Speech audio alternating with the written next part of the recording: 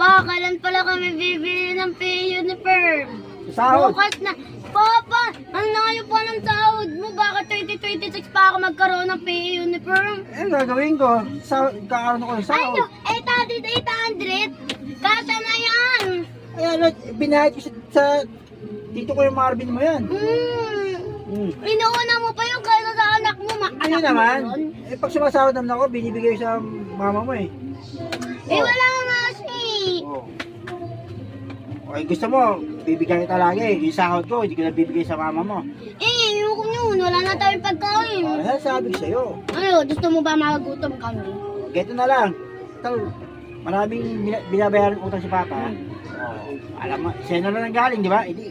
Hindi ka nahingi ng pera sa akin. Ano? Oh. Oh. Sige, basta wag ka hingi kay mama ng panggas mo. Eh, sumasahod ako sa kanya. Binibigay ko na sa mama mo. Eh, paano hindi ako bibigyan?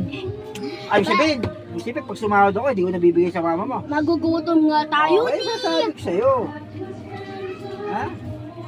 Lahat ng meron ka, nangagal din kay Papa yan. Yan lagi Bibigyan mo si sisipan. mama, wag kami. Basta wag ka rin humingi kay mama. Hindi Okay? pwede hindi ako hihingi. Eh, siya ang mahawak ng budget ko.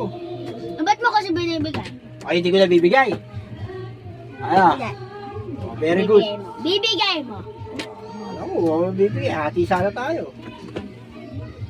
Sana meron ka ng 2,000. Wala pa nga yung sahod mo sa 1,000?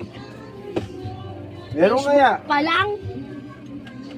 Okay, ano? Ilan? Sahod mo Oh. kada linggo?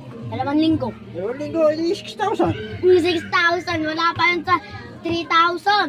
Ay, ang hina mo sa mat, 6,000, wala sa 3,000. Siguro baksa ka sa mat, no? Hindi. Ang bobo mo sa mata. Hindi.